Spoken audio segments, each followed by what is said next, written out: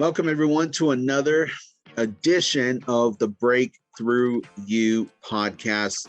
The Break Thru U podcast is really breaking through yourself. The majority of times that we don't reach our goal or don't reach the potential or see the potential in ourselves is because of our mindset, right? And if we can ever get past our mindset and we can ever bend our mindset to the will of, yes, we are going to complete our goal, our endeavor, then your mindset is half the battle. I heard a quote, I heard a quote, it said, how can you be good at something if you consistently start and stop, start and stop, start and stop? How can you be good at anything? And, that is so true. And so we are super excited, Ashley, Gaylor, and myself, and we're missing Alex. But us three coming together make up the host of the Break Thru U podcast. And we're so incredibly excited to have Alma joining us this afternoon. And Alma is not only a real estate agent, but Alma is, when it comes to entrepreneur mindset, the grind, the hustle, the just put your head down and just barrel through it. Like that is Alma. Like, Alma has an incredible story. I'm excited to dive into this and just really dig into this, because a lot of people, a lot of people quit, Alma. Like they start the process. For instance, real estate. I'm going to be a real estate agent. And then they get their license and they spend a lot of money on getting your license. And then even if you become a part of a brokerage, or you're doing it on your own. I was talking to I was talking with a guy, and he just got his real estate license. And this was probably about a year ago. And he was like, yeah, I'm going to make all this money. And then 6 months later, a year later, it's like, I only did one deal or two deals. Like, and it's like, there's a lot that goes into it, like connections and networking and planning. And a lot of people don't see that initial fruit, that initial reward from what they done. And then they just quit. So like, I'm really excited to have you on the Break Thru U podcast, because like I want to know like how you're doing it. And a lot of agents out there, there's probably more houses than agents right now in the United States. And it's like, it's those agents that think outside. There's more agents than houses. There are more agents than houses. Yeah, did I say more houses? Yeah, no, there's more agents. No, there's more agents than houses. Way more agents than houses. No. You're absolutely right. More agents than houses, but it's like, it's those agents that are thinking outside of the box and are coming up with creative ideas, including TikTok. Like, it's funny how, like, I go on TikTok, or I'm scrolling through my feed on Facebook, and you see a lot of real estate agents are using TikTok. And it's just like, how do you set yourself apart from another real estate agent? And you've done that. And so without any further ado, I just want to like get into this podcast. And for our viewers and listeners out there, Alma, I know you said you've been in Nashville for 5 years. Is that? Yeah. I was 1 year. I said I would be here for 1 year. I just needed a break and some country. And I knew Chicago and grew up in Chicago. And I just wanted something new. 1 year turned into 5. I met my fiance, it's been good. So you grew up in Chicago. What was family life like back in Chicago? Well, I'm one of those, like, I'm neither from here nor there, because my family is extremely Latino. So I grew up in a Latino household where, my mom's Puerto Rican, my dad's Mexican. Inside the home was Spanish, everything, Spanish food, Spanish music. But my education was all Chicago. So I traveled to Puerto Rico, I traveled to Mexico, and they're like, oh, you're gringa. And I'm like, huh, that's funny, because when I'm in the United States, I'm extra Latina. Yeah. So it's like there's always this like displacement. Like, well, what am I? I'm Yeah. everything. Yeah. I'm like as Latina as I am American. But to be honest with you, like I'm just Latin American. I'm as Yeah. Latin as I am American. Did 11 years of social services in Chicago, which really molded my professional career. But when I got to Nashville, my best friend was visiting me, and he was like, you will be a complete idiot if you don't get into real estate. He was Yeah. like, with your people skills and everything, that's all this movement and all the cranes. This was 5 years ago. And Yeah. even this was like half less skyscrapers that are in the Nashville area now. Mm-hmm. So he was like, you have to get in. And I did. I was like, at the time, no kids, no partner. I was like, I'm doing this. Yeah. And first year I completely bombed and sucked. I sold one home in 1 year. I switched brokerages. First month I closed 1.6 million. That's good. Yeah. Incredible. That's good.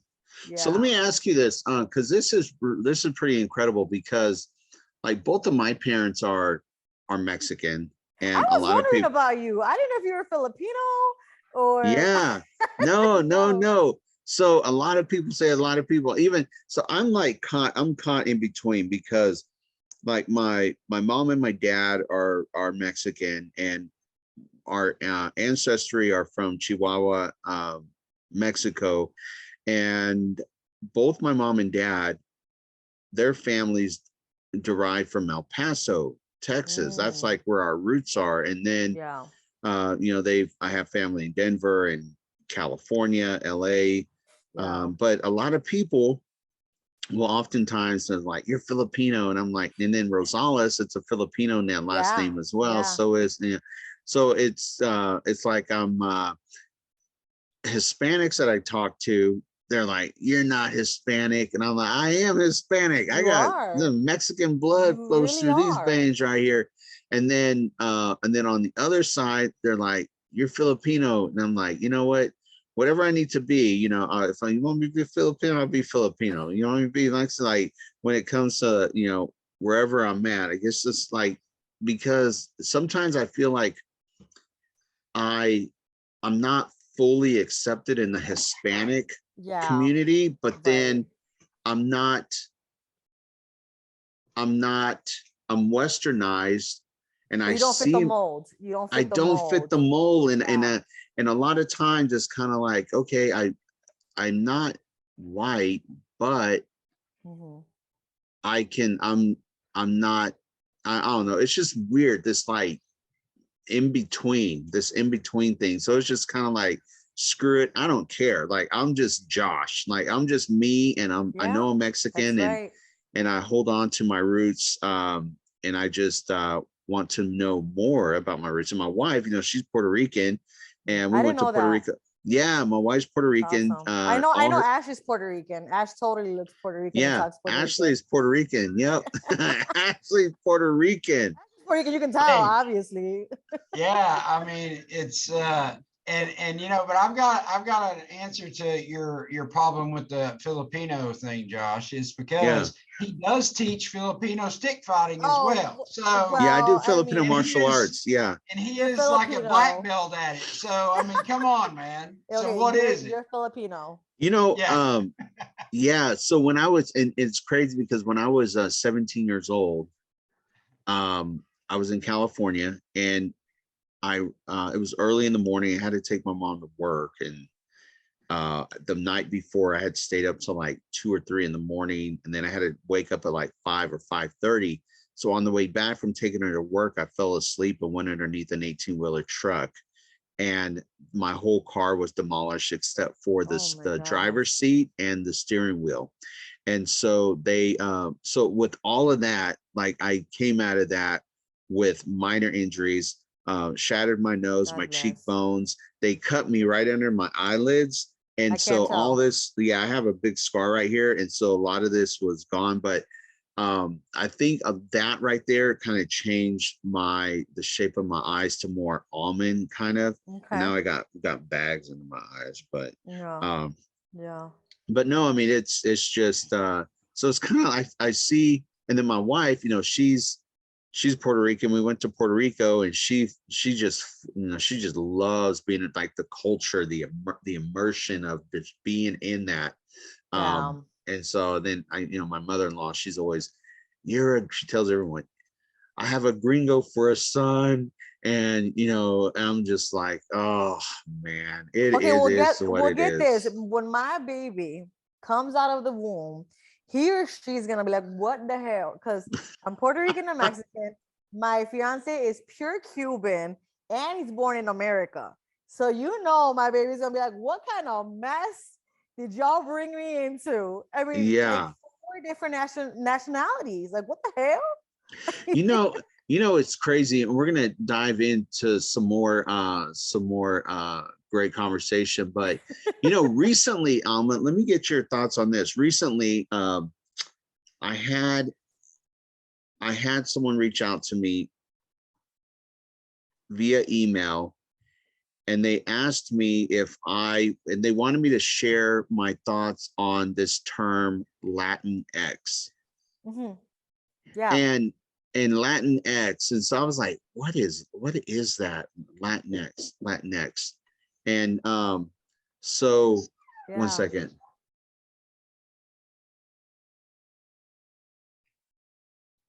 Probably the baby. So I know an interesting term. I know this is totally, but the gringo, I know we keep coming up with that. Do y'all know where that phrase came from? Can you tell us? I actually don't. Okay, so prior to being in the insurance business, I was a butcher, and I actually traveled the state, and I taught people how to break beef down. Right. That's nice. So I had huge numbers of guys I worked with who was Hispanic, and they taught me, would teach me everything. I mean, I was really tight with these guys, and so they told me, whether or not this is true or not, it means they put white man with green eyes, so it means green eyes go away. So gringo. Really? Yeah. Oh wait, gringo. That's funny. Gringo. I was thinking of the green light go. Green light go. Yeah, green eyes go. So gringo. That's where it came from. That's what I was told. And I don't, if that's true or not, I don't know, but I've always found that to be very interesting. That's hilarious. Yeah. Well, it's funny you mentioned that. So I have Latinx on my Instagram tag. I have Latinx. Yeah, because I was very interesting because I never heard the term before, Latinx, and then from being in the nonprofit arena, just like yourself, I'm like Latinx, like it seems like they're trying to put every Hispanic under like one Latinx, but a lot of the Hispanics, it's like an umbrella. Yeah.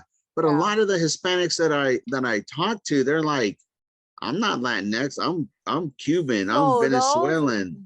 That's a very touchy subject for so many. I can freely discuss it. I study Latin American studies in college at UIC in Chicago. Yeah. And the thing is that it's funny because when you say Latinx, there's 2 very intense sides.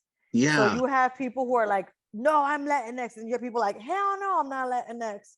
And so really what it is, it's kind of like, for me, and again, everything is so PC right now that I may offend someone if I say it's an umbrella, but it's basically a way of saying non-binary, no sex, no gender, I'm Latin. It's not putting them as male, female, American or not. It's just saying a Latinx experience from just no specifications of gender roles or sex identification.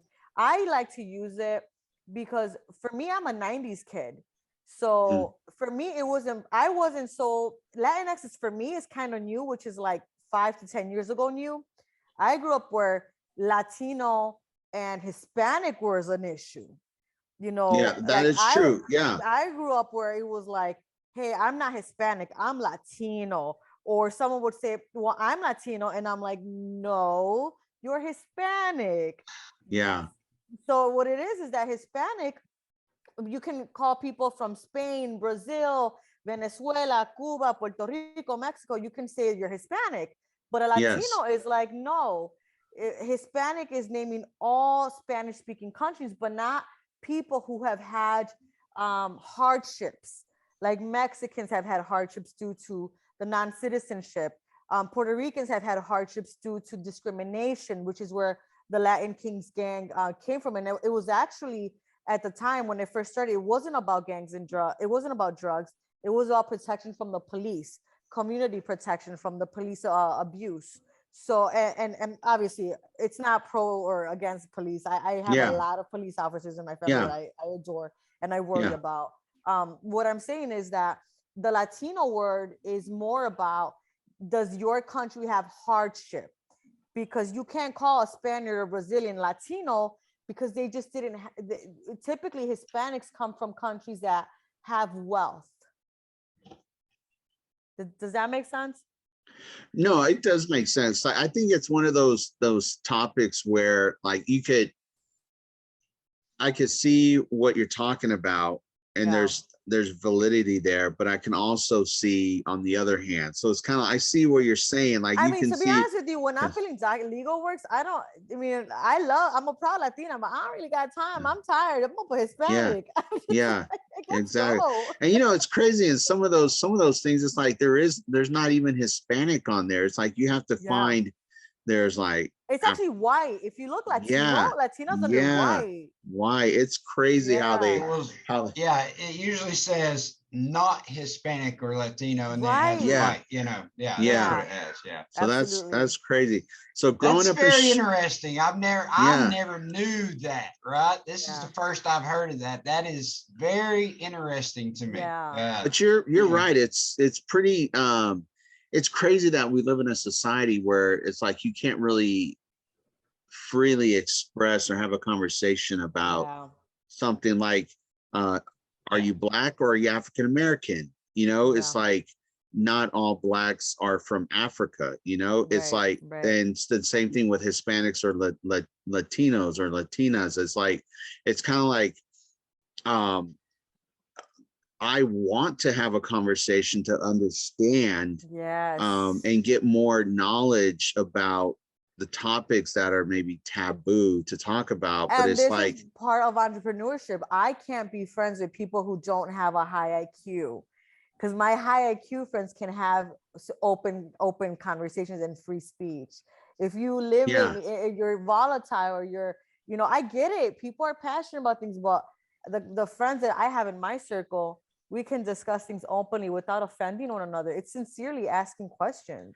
And that's the truth, is like, because I come from a place of curiosity all the time. And it's kind of like, if I'm curious about something, like, I'm going to ask you, and hopefully you don't get offended, but it's like the purpose behind my asking is not to try to disrespect, but it's really coming from a place of understanding. Like, I want to understand, and the reason why I'm asking is because I don't understand, and I may know, but I don't understand. I still want more meaning, and so that's so it's just where I come from. I love connection. I love connecting with people. It's what we do in real estate. I enjoy it. As a matter of fact, I had applied to TSU for my master's of public administration. I got accepted into TSU. Wow, that's crazy. That's good. Yeah, but then I put it on hold because I actually am thinking of attending DePaul for their MBA program. I love real estate, and I think once you get into real estate, you always have a hand in it, right? But I'm actually going in the direction of my master's of public administration. The reason why this connects is that I'm going to have to be also myself less angry, less passionate, so I can better understand people, and so they can better understand You know what? me. that, I think you hit the nail on the head there, to be you.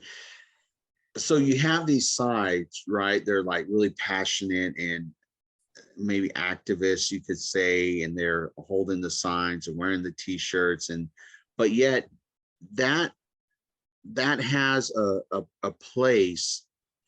But when we're wanting to help more people, or kind of cast a wider net, you have to kind of rein in some of that. Not that maybe controlling it, but Yeah. you're absolutely right. You have to. Yeah. I mean, there's like, when I get angry, I have to literally walk away, and then I have to open my stance, because I tend to get so mad that I'm like, I'm gonna block them. But Yeah. when you leave an open-ended conversation, it gives people time to cool down and rethink the situation, reevaluate, and come to a solution quicker. And maybe come back and say, okay, Yeah. let's discuss this again. And I Yeah. think that's what's really missing, in our society, is like, it's either you don't want to you don't even want to have the discussion, or it's like walls start coming up. And on both sides, it's like, we got to come to a place where we can be open-minded, have a good discussion, agree to disagree, and at the end of the discussion, walk away, shake hands, fist bump, and it's all good. We can still work together. And so it's out there. It just takes time. But being in Chicago growing up, so you studied theater performance, and we were talking about that the other day. So how did you get into that? I just always thought it was going to be easy for me to become a Hollywood star. I was like, it's going to be too easy. I grew up watching Selena. I was like, if Selena could do it, I could do it. Well, what happened was, I stopped growing at the age of 12, which kind of hurt my chances. I was a little Miss Teen Puerto Rico, but after Miss Teen, nothing. I've always been passionate about. I feel like theater is very psychological, and it's like honoring and respecting another person's story. So you have to really dive into respecting someone else's storytelling. And so I did a ton of theater, and then after theater, it was like a lot of local TV. And I stepped away from my roots by doing local TV for sure, which I regret. But it was part of my journey. Like, if I hadn't, done what I did in my 20s, would I be chasing my master's degree? I don't know. Like, TV is cool and all, but part of me is always like, I even did stand-up comedy in Chicago, and I got paid for it. I got paid for doing stand-up comedy. Yes. I even did stand-up comedy in Chicago and got paid for it. Wow. And it was cool. But then it comes to the point where I'm like, modeling and TV is cool and all, but am I making a difference? Like, I grew up in a lower middle income community. I grew up seeing a lot of violence. And it was just like, there's a lot of kids out there who grew up like me. And I just think my lucky stars, I had enough inspiration to not fall into a lot of demons. So what was your inspiration? I honestly chose a lot of teachers. I chose a lot of teachers. My mom would take me to musical events. My stepmom was a gynecologist, this very, very classy woman. I was just able to pull inspiration. I had a big imagination. I remember when I was like 5, and I started crying because Martin Luther King had died. And I think he had died like 20 years prior to me seeing it on TV, but I was crying because he had passed away. And I was just really interested in learning from different people. So I just constantly had inspiration at a corner. And I think that was by God, because I wasn't in a neighborhood that really had that often. What would you say for those kids growing up, or teenagers that maybe don't have inspiration? Like, what is something what's an encouragement or something you would say to them? Stay strong. It sucks. Stay strong and there is inspiration at every corner. There are people who genuinely care about your well-being. don't ever give up on yourself. Like I remember thinking, you know, one day I'm gonna have my own family. One day I'm gonna be, you know, in the White House. One day I'm gonna be on TV. Just stay strong and believe me, there's always someone there to inspire you or help you. Believe me, there are good people. I know we see a lot of crappy situations, but we got to stick to the good ones. Yeah. And I think a lot of times, whether you're a teenager, young adult, that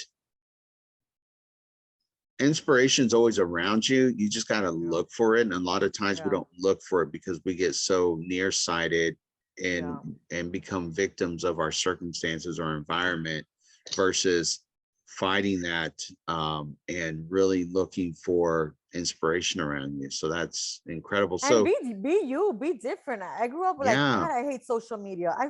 I know I post because I have to, right? But I grew up in the 90s are the best. Yeah. I'm sorry, but the 90s were the best. I mean, it was just a time where being you and being different was awesome. Was awesome. Like back in the day, seeing someone become a politician, seeing someone become a scientist, seeing someone become a doctor, lawyer, whatever was awesome. And now I feel like so many people get lost in the going viral, making quick money. And it's just like, hey, that's cool, but how long is that gonna last you? Yeah. You know, and what impact are you making in other people's lives? That's true. And then are you being real to yourself? Yeah. No, that's absolutely right. And don't get me wrong, there are people who are viral stars and help the community. And so that kudos because they had their genius for making comedy skits and all of that out of nothing. But you know what, the majority is just a lot of the same thing. Yeah. I mean, yeah, it's crazy.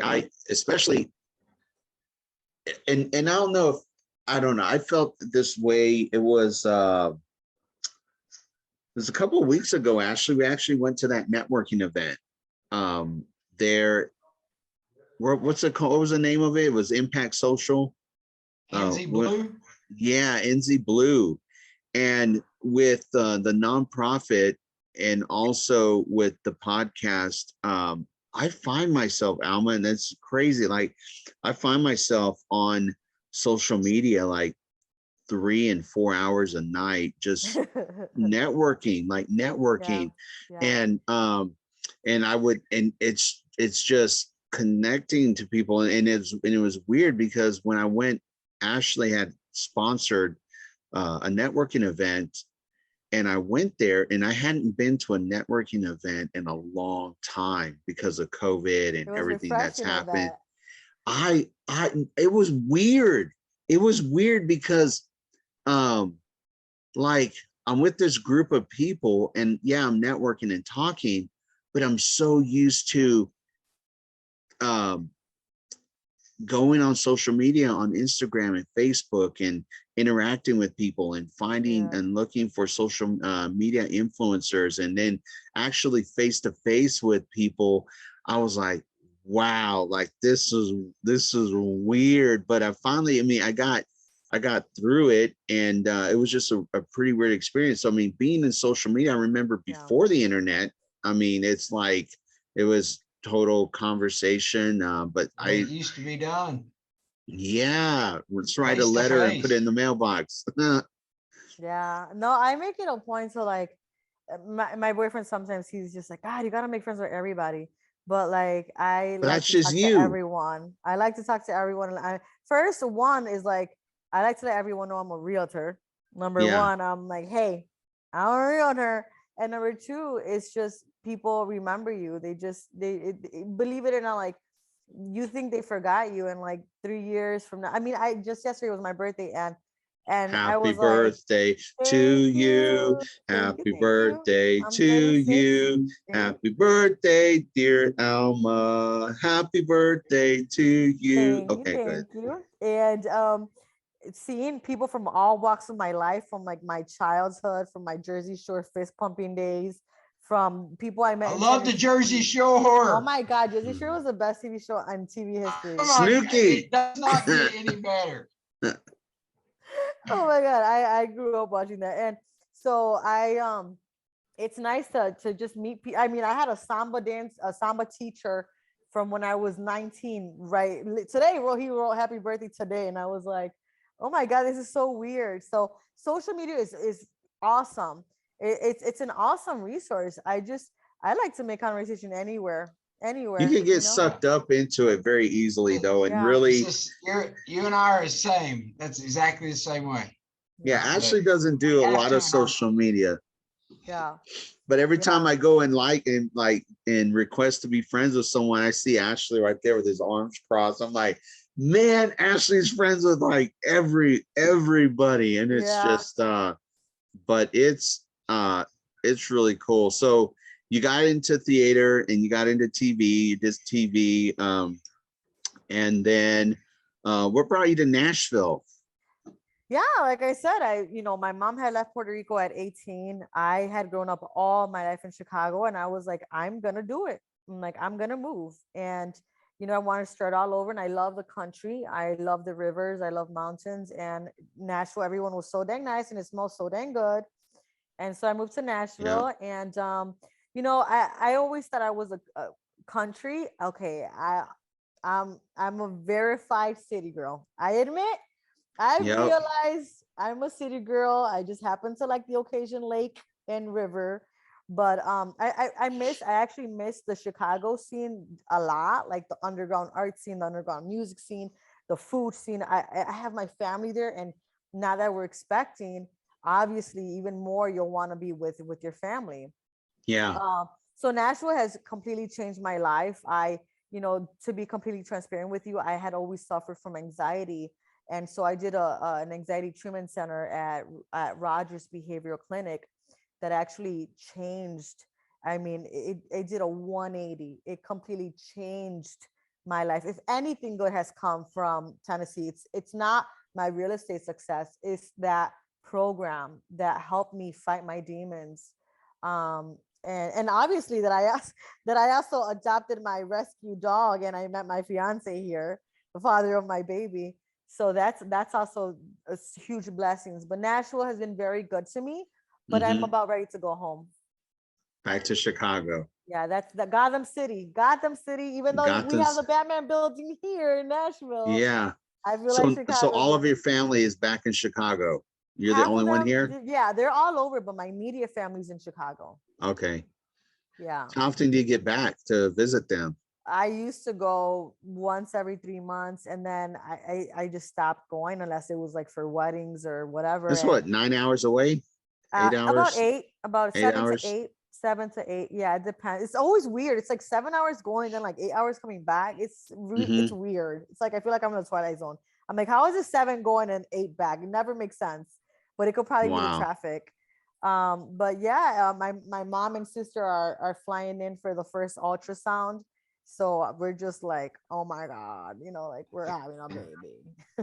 No, that's good. Awesome. So how do you keep yourself going in the real estate industry right now? I mean, you've seen a lot of success. You're constantly out there. A lot of people have quit. A lot of people quit during COVID.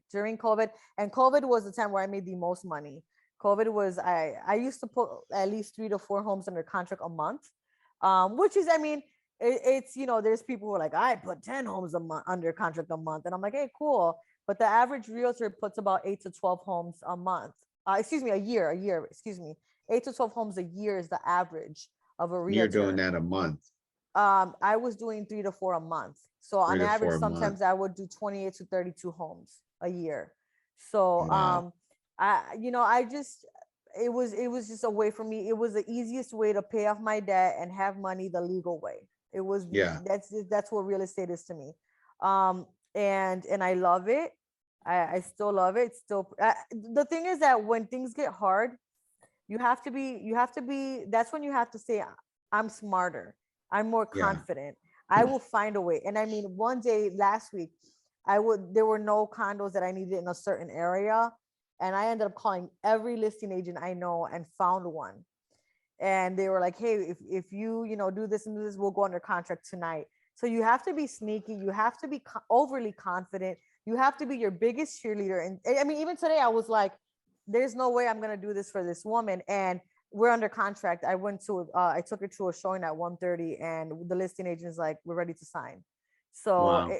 you have to be more confident, your biggest cheerleader, and don't second guess yourself. You can't control the market, but you can control, what time you wake up, how hard you're working. Like, honestly, it's too easy. Especially my first year, it was really hard for me to become an entrepreneur. I would stay on social media from like 8 a.m. to 12 and then wonder why I suck.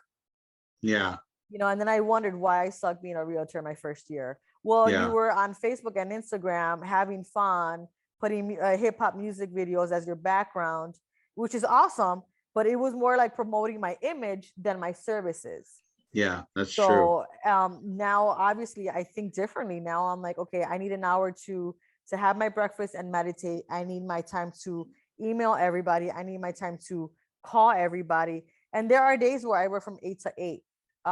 And so there are days where I do that, but at the same time, I have the flexibility that if I want to get up and go to Chicago, I can. But you got a game plan. So it's like, how important is it to, and maybe that's what a lot of people are missing is they haven't sat down to say, you know what, I need to put a game plan together of my day. I wake up in the morning, I spend time for myself, and then I need to return emails, and then I need to do this and do that, and then structure your day versus trying to throw spaghetti against the wall have and to see what is. control your schedule before it controls you. And another thing I do is I never say no to having lunch with someone, because I know that every lender wants to have lunch with me, and there are certain lenders that I will and will not have lunch with. But for the most part, I never say no. Even if it's insurance, even if it's inspectors, even if it's title companies, I never say no, because you never know. I mean, there have been some. See, Ashley, right there. Alma's not going to say no to lunch, right there. Well, I will say no to Ash. I will say no to Ash. Unless he sends me 10 clients, then I'll have lunch with him. No, the Ash, I love to have lunch with you. And I mean, I there have been relationships that get burnt out, of course, as well, because some people legit just want to use you. And I like to have relationships that are mutual. That's true. And so I'm not going to say all is dandy and everyone loves me, because that's not the case. But the truth is that I've become pickier, but I'm still open to you never know what can grow out of that relationship. You just never know, or that connection, or that coffee. You just don't know what can come out of it. It could be, 10,000, 100,000 might not mean a lot to someone, but it does for me. It does for my for my pockets. It does. Yeah. And I think that's right. Is that you got to be okay with saying, you know what, we're not jiving. You're not my people. But then there's not a good fit. The best way that I say is it's not a good fit, but I wish you the best. Yeah. Yep. Hey, those conversations, you never know, with the person that you're connecting with, like I'm sure, I mean, you guys got plenty of realtors, you got plenty of lenders, for business, obviously, right? And you've got people you put in place. Like you were saying, there could be a particular situation. You need somebody that specializes in something. Your guy don't do it, then bam, you know what? I had lunch with somebody a few weeks ago. Here's your shot. So absolutely. That's it. That's what networking is all about. Not everybody can do everything, and you never know. Sometimes some people, they may have something going on. They can't get somebody can get you then. So, absolutely, Ash. I had a client that I thought hated me because she just ghosted me, and she highly recommended this couple to me that became lifelong repeat business clients, that we become like family. And I'm like, I thought this woman ghosted me and hated me, and she's recommending me. It's like you just, hey, it's beautiful. Yeah, and you can't take things personal. There are times where I'm like, man, that sucks, right? But you just have to stay positive and think, you know what, during that time, that relationship worked during that time. And now I'm going to focus my energies. Like, you can't cry over spilled milk. When things go sour, I mean, I had a wonderful, wonderful relationship with this lender who I really actually cared for. And I sent her a client that didn't want to work with her. and she just went off, took it personal. She ended a relationship, but I didn't have time to cry over that. I was too busy focusing on my successes. I was like, that sucks that that relationship that we had ended because she took a client not wanting to work with her personal, but I have to refocus my attention on what is working for me. And that's the kind of mentality I want my kids to have. Like, hey, there's Batman and then there's Joker. You are Batman. Okay. There's going to be a lot of bad and funky stuff going around you. You need to focus on the good and focus on saving the world and not stay on Joker. You know, it's like you have to redirect your attention. Hey, let me ask you, after your first, you said you did one deal the first year, and I can just throw out statistics and but I know it's 92% don't make it after the first year. Okay, so when we're going as entrepreneurs, we see we got a vision, right? And then we're like, how far do I go before I give this up, because I'm just not I wanted. Were you at a point where you're like, almost there? But what kept you going forward? Oh my God, Ash. So my mom was like, give up. My mom was like, give up. And then my second year, I went from making 4,500 my first year to 120,000 my second year. And my mom was like, oh, thank God you didn't give up. Thank God, I told you not to give up. Yes. And I was like, actually, you told me to give up. So it was just, I had just, and I always tell people, look for the best team and become friends with them or learn from them. I'm big on like coming in and like staying quiet and learning. And then once I get my feet wet, then I can ask, I could be a little bit more present and more vocal. But I went to a really, really awesome team that was able to educate me. But something inside of me was just telling me, you're too smart. Because I'm not gonna lie, I consider myself someone, and I'm sorry to sound like a broken record, but I consider myself someone that has a high IQ. So I'm like, what's wrong with me? How does someone as communicative as me, someone with my IQ, sell one home? What is wrong with me? And then it was like, all right, let's switch strategies. I went to the top team and was like, train me. I'll do anything. I'll wash your dishes. I'll wash your clothes. Train me. And sure enough, they took me under their wing and I became a beast.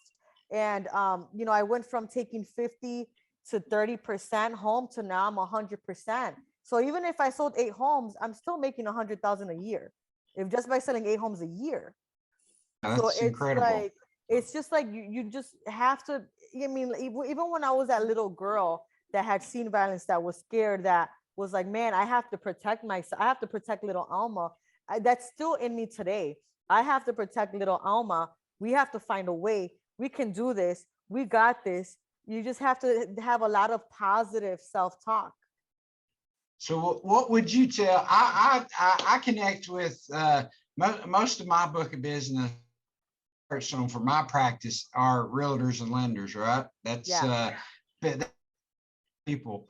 And I work with a lot of young realtors. What would you tell the young realtors out there? It was just like that with you, or it's like, I just don't know that I can do this. It's not what I thought it was going to be. I spent all this money. First of all, don't move to Nashville. You're hurting the market. I'm just kidding. No, I would tell them, if real estate is what truly something that you want and that you really want and love, the only person stopping you is you. I mean, the whole state can have their license and there's still enough business. And I was someone that I would always have that anxiety, like, can I do it? Can I do it? I stopped asking myself that question a long time ago. Hell yeah, I can do it. So if you really want to do it, make as many friends as possible, have as many conversations. Hell, if you see a top producer, talk to them. Now, I've had 2 top producers do me real. I mean, one of them was like, you're not a good fit off the bat. And she's Latina. And another one it made me go through a 6 interview process only to tell me that I wasn't a good fit. But I've had many people say I'm a good fit. I had the Gary Ashton team say I was a good fit.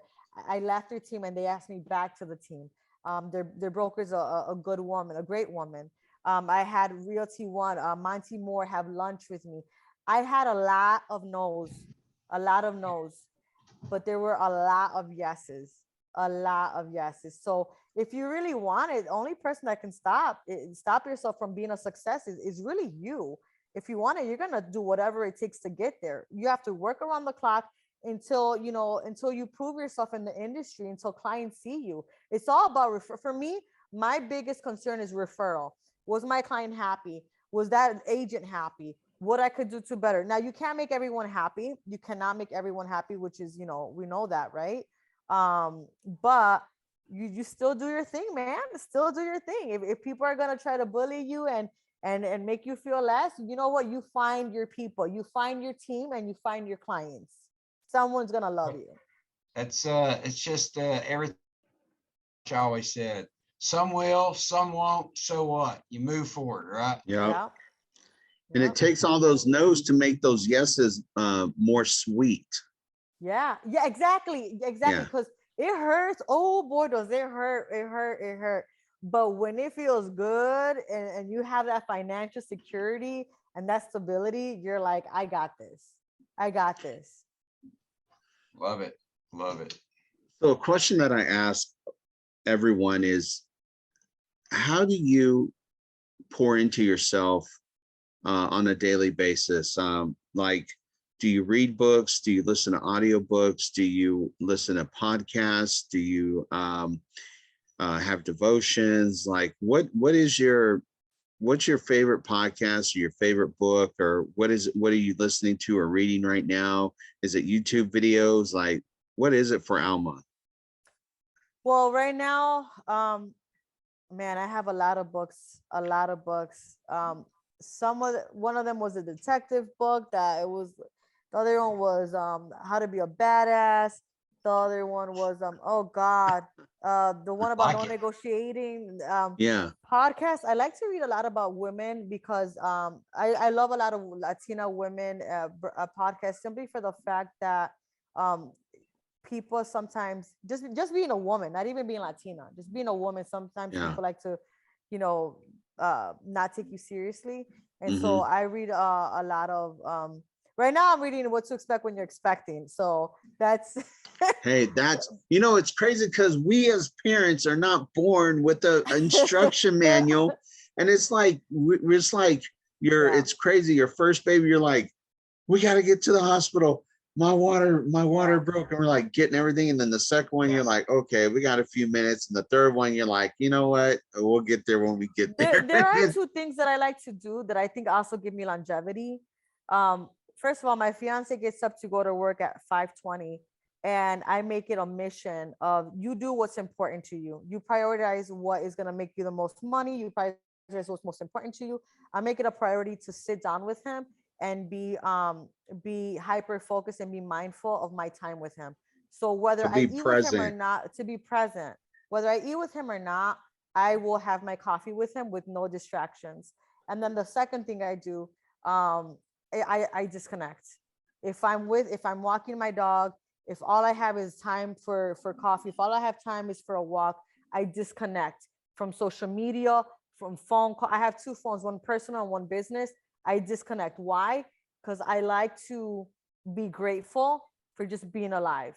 There are people with zero debt that can celebrate. There are people with 100,000 debt that can celebrate. There's always something to celebrate. And you have to remember there were people before us who did so much more with far less. So disconnect, breathe in, breathe out, be grateful that you're alive. I mean, more money, more problems. That's true. But I like to disconnect because it's like, just remind yourself you're in a good place. So many people think, I remember when I had 70,000 in my bank account. I remember when I had 70,000 in debt. It's like, I'm still me. You can still be you, and like, I'm still me, and I'm alive. Because I don't want people to focus on. And there are times where my fiance is talking to me about finances or what he wants to buy, and I'll have to tell him, honey, I've been negotiating from 8:30 a.m. to 8 p.m. Can we not talk finances for the next 3 days? No, There's that's times where, true. I have to say like, there's still, Yeah. I'm negotiating all day. So I like to recharge and decompress. But sometimes because your fiance and even any spouse, your fiance or someone's spouse isn't negotiating, like it's all Yeah. new to them. It's new to Yeah. them. So it's kind of like, okay, so how do I say, okay, let's talk about it, but then let's not talk about it.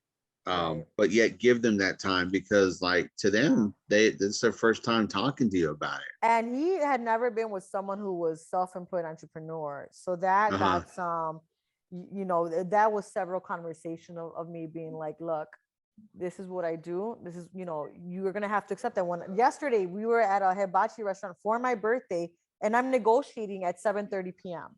Yeah. Yeah. And I'm It's like, he has to accept it. And now he gets it. But at first he was like, but now he's like, hey, yeah. baby, do your thing. Do your thing. Yeah. I'll take care of this. I'll take care of that. And so I always tell him, like, if we're going to stay married forever, we have to be a partnership. You have Mm-hmm. to still be my best friend. Because I don't want to get stuck in that, that, It becomes more of a daunting task. yeah, like a duty. Yeah. Like, no, Yep. this is a partnership. I want success. I want real estate everywhere. Like, he understands that now. He understands that now. Especially when your baby comes, like when you have a child, then it's like, okay, now it's like, okay, so you're gonna have to take the baby to the daycare while Yeah. and then the other person may have to watch the baby in the evening Yeah. to like, so I mean, there's just a lot of trade-offs, but I mean, it's like you have to do it. And sometimes, I mean, it's not all peaches and cream, Right. but it's a process. And I think you can allow it to drive you further apart, or you can allow those experiences to draw you closer And it's together. so funny. I know we gotta go, but it's so funny you said that. So I said things. I always tell him things are always either gonna break us down or make us so much more Hmm. stronger and better. Yeah. And when Yeah, as soon just by absolutely. saying that, it brings you can see the peace washing over him. Like, Hmm. you're Yeah. right. This is either gonna tear us apart or make us even way more stronger and even better, and a better Yeah. partnership and more communication. And so yeah, it's been great.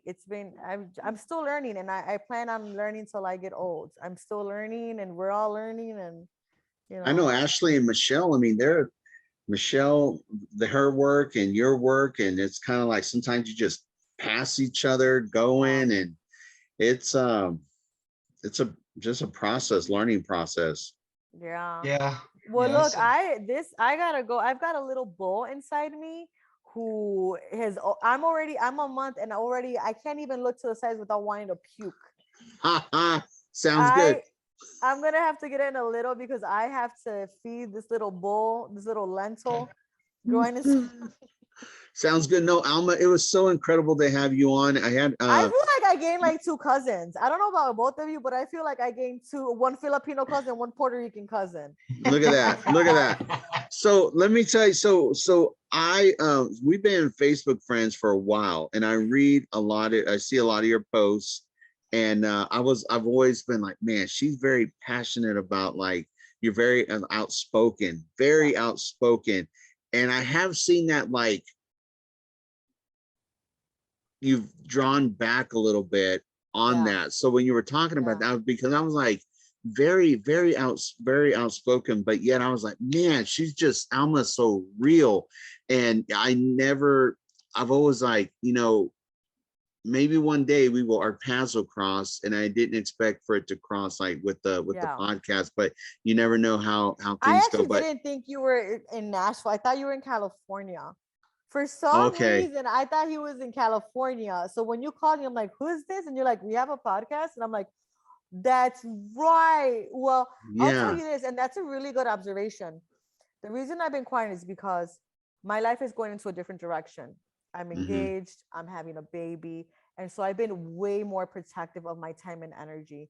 But I Yeah. will say this, I'm glad we're connected now, because once I get my master's and I may be pregnant with my second, third, or God knows what, it's going to be a machine. Right Yeah. now, when I'm quiet is when there's a storm happening. Right Hmm. now, I'm like, okay, I'm going to be very, very careful and protective of my time and my energy. Yeah, but and your family. Just wait and watch. Wait till I get my butt back to Chicago and I start getting that master's. It's gonna be We got to stay connected though. It's gonna be intense. I'll just tell you this. My goal before getting pregnant was either to become a senator for Tennessee in 10 years.